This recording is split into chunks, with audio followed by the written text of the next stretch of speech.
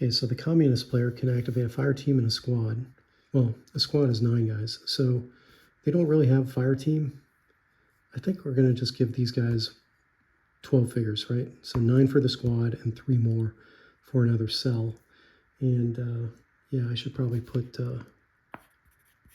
cell or fire team and squad or platoon leader or the platoon leader. They're not going to activate the platoon leader in this case. They're activating 12 figures. And which 12 do I want? I think I'm going to activate the whole dang front line. All right, so what are my options for movement? I can either move these guys individually or I can move them as a group, as a unit. In the basic game, there are 2 unit moves. The advanced game adds ambush and melt away. Melt away is only for communists, but we're not doing advanced game, we're just doing basic. Suppressive fire buys me nothing because he's already not moving this turn. I could potentially do that, but it would be pointless. The assault, not close enough to assault because I have to either be within grenade range or else assaulting a defensive position, and my guys are not going to be able to assault across a river and make it there, so that's out. We're left with individual movement. Individual movement, a soldier can move his body position as well as his figure up and down the game board.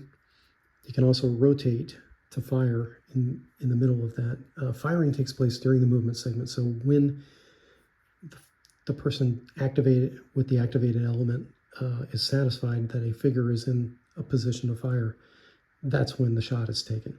Interruptions occur whenever the opposing player decides to interrupt. So I imagine that there is going to be some interrupting happening here. Interruptions are limited to grenades and machine guns pretty much for the basic game. We'll see how that works here in just a second. So a river provides soft cover at its banks. So these guys will all get an advantage if they can get up here in the riverbank and use that as a defensive position. I think that's their best chance too. So I'm going to move those guys up online. So this is where a bucket full of dice is going to matter. So for me to interrupt with machine guns, I have to be able to have line of sight. I can't have line of sight until those guys are unhidden. With grenade throws, it doesn't matter so much. But for my machine guns to be able to interrupt, it's going to be necessary for me to check to see if those figures are hidden or not. So spotting the enemy. You make this check immediately after this guy starts moving. And I do provide an example here about a new recruit walking point through an open field. Because he is moving from one spot to another, he must roll 9 or better to remain hidden. So as I'm moving these figures, I'm going to be introducing these rolls to see if I remain hidden or not. So don't be shocked about that. Interruptions. Another player may interrupt a moving element. There may be 1 interrupting force, buddy team, fire team, or squad per platoon. To qualify, the interrupting, and again, this is the choice of the defending player how large the interruption is. To qualify, the interrupting force must be able to see at least 1 member of the moving element. So in this case, as soon as the first guy moves and fails his check to remain hidden, then I'm able to interrupt. Rifle with bayonet affixed, none of them, that doesn't apply until after an assault takes place. Grenades or grenade launcher. I'm saying no grenade launchers here, and the grenade range is short, so that's not going to happen. Sniper with scoped weapon, we don't have that. Snipers are part of the advanced rules. Crew served light machine gun, I've got 2 of them, so I can activate, in this case, a buddy team, fire team, or squad per platoon. These guys are in different teams.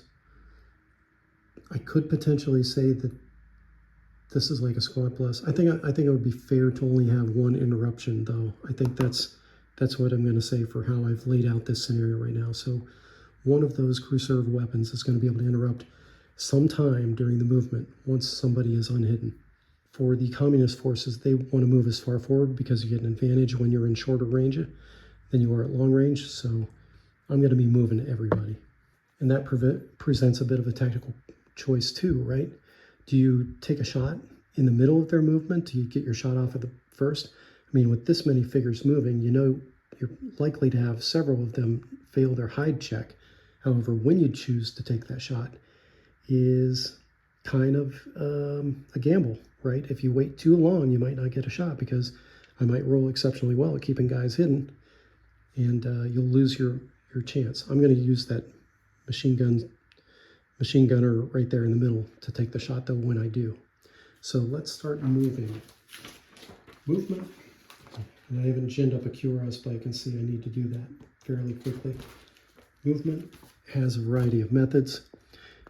In this case, I'm going to keep figures in the same body position so I don't have to deal with swapping out figures. They're not going to rush. Well, yeah, I think I will just do rushes across the board here, 9 inches. So 9 inches, a figure that starts prone or ends prone subtracts 0.5 inches. This does not apply if the figure was rushing from one prone position to another, so I don't have to worry about that. Figure that stops mid-fire to move subtracts 1. So depending on how far they are from that riverbank is going to dictate whether I stop mid-move, and that takes away 1 inch of movement. All right, rugged terrain, they're all in clear, so that doesn't matter. And a figure can end its movement facing whatever direction desired. So it's only if you make multiple facing changes that you subtract 5 inches. So now that I know how I'm going to move, base chance to succeed at remaining hidden is 7 or better on 2d6. The roll may be modified up to plus or minus 2 pips. Rushing means I get a -2 on my dice rolls for this. Soft cover doesn't apply, concealment doesn't apply here. They're not in the woods themselves. Rain, +1. So -2 for rushing, +1 for the fact that it's raining, so it's harder to spot them. New recruits, we're not going to deal with that. Not going to deal with elite. We're not dealing with any of this stuff. So pretty simple. It's a -1 on my dice roll, so it's going to actually require 8 or more to remain hidden as I move these guys up. Here to his foot. Does this guy remain hidden? No, he does not. So when a figure fails that roll, that means that the enemy gets a bead on him, and I kind of got cutesy in the rules and just said that you can use a bead, so you can get a bead on this dude as he moves up here. And he will not be able to make it to the riverbank, so I suspect nobody is going to be able to really make it to the riverbank. So he rushes up from prone to prone position. He gets spotted. Do I want to start shooting now? No, I don't think so. Let's go with this guy. So this guy can move up. And he didn't stop to fire mid-move. He can fire at the end of his move, which I think is what he'll do. We'll resolve fires here in just a second. Let's just get all this movement and hiding stuff taken care of. Does he remain hidden? And he does remain hidden. So he got an 8. He's good to go. Not trying to make this super complicated here. 7, he fails, so he can be spotted.